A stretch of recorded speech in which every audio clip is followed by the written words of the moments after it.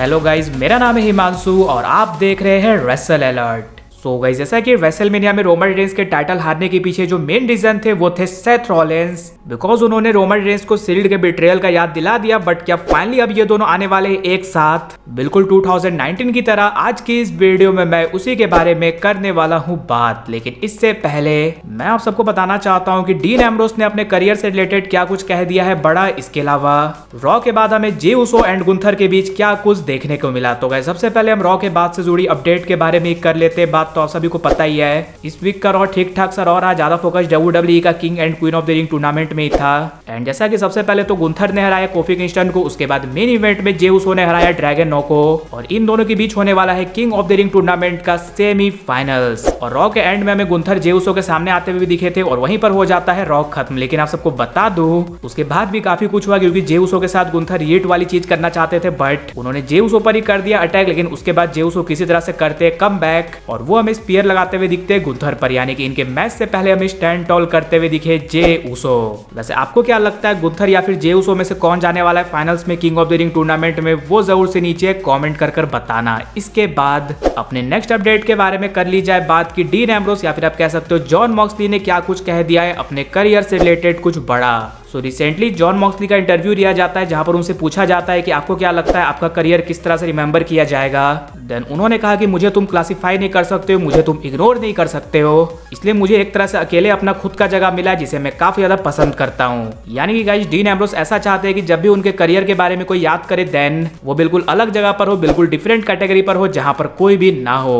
अब हम सब तो जानते हैं भाई, डीन एम्ब्रोस तो ऑलरेडी एक अलग ही कैटेगरी में जिस तरह की वो हरकतें करते, स्पेशली पहले के टाइम में किया करते थे WWE में। अभी तो भाई AEW में वो ब्रूटल मैचेस सब लड़ते हैं, बट हम फैंस चाहते हैं कि जब भी डीन एम्ब्रोस का करियर एंड हो तो वो हमें एंड होते हुए दिखे WWE में, जो चीज सभी को लगता है होने वाली है। यानी कि एक पॉइंट के बाद आकर डीन एम्ब्रोस आप सभी को रिटर्न करते हुए दिखेंगे WWE में। और इससे रिलेटेड WWE ने खुद एक पॉजिटिव साइन दी थी लगभग 3-4 दिन पहले, क्योंकि उन्होंने अपने YouTube चैनल पर लगभग 5 सालों के बाद डीन एम्ब्रोस का मैच अपलोड किया था, वो भी रोमन रेंस के साथ। सो डीन एम्ब्रोस का रिटर्न और शील्ड का रियूनियन तो होने वाला है, ये चीज ऑब्वियस है। बट अब फाइनली बात कर ली जाए डीन एम्ब्रोस के shield brothers Roman Reigns and Seth Rollins के बारे में कि क्या इनका रियूनियन हमें देखने को मिलने वाला है WWE में। तो ये दोनों तो भाई कंपनी में है ही, एंड भले डीन एम्ब्रोस ना हो WWE में, लेकिन हर साल हमें Seth Rollins and Roman Reigns से रिलेटेड कुछ ना कुछ देखने को मिलता है। लास्ट टाइम ये दोनों जब एक साथ थे देन वो थे 2019 के टाइम से ही, और उसके बाद से जब भी सेथ रॉलिंस रोमन रेंस के सामने आए हैं देन वो रोमन रेंस के अगेंस्ट ही आए। बट क्या अब 5 साल बाद फिर से Roman Reigns and Seth Rollins आने वाले हैं एक साथ? तो जैसा कि आप सभी को पता ही है, सेथ रॉलिंस को तो क्राउड की तरफ से काफी कमाल का रिएक्शन मिलता ही है। वहीं रोमन रेंस के बारे में तो आप सभी को पता ही है, अभी वी वांट रोमन के चैंट हर शो में लगते हैं, यानी कि क्राउड उन्हें काफी ज्यादा करने लगी है अब पसंद। जब भी वो आएंगे तो वो हमें एक फेस की तरह आते हुए दिख सकते हैं वापस। और जब Seth Rollins and Roman Reigns दोनों ही फेस रहेंगे तो जाहिर सी बात है ये दोनों आमने सामने तो आने वाले नहीं है, एंड इन्हें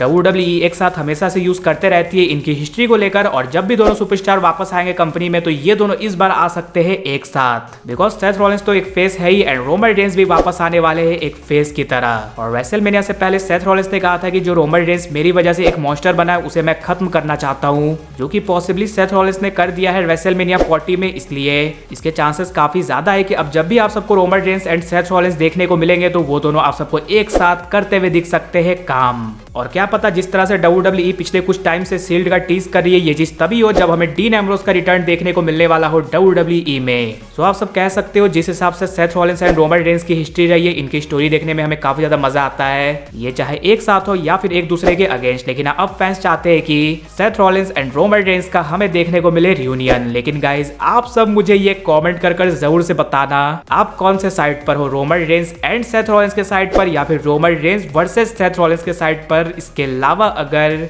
वीडियो पसंद आएगी तो वीडियो को भी लाइक कर दीजिए और चैनल को सब्सक्राइब करने के साथ साथ उसके बगल वाले बेल आइकन को भी जरूर प्रेस कर दीजिए। तो मिलते हैं गाइज अगली वीडियो में।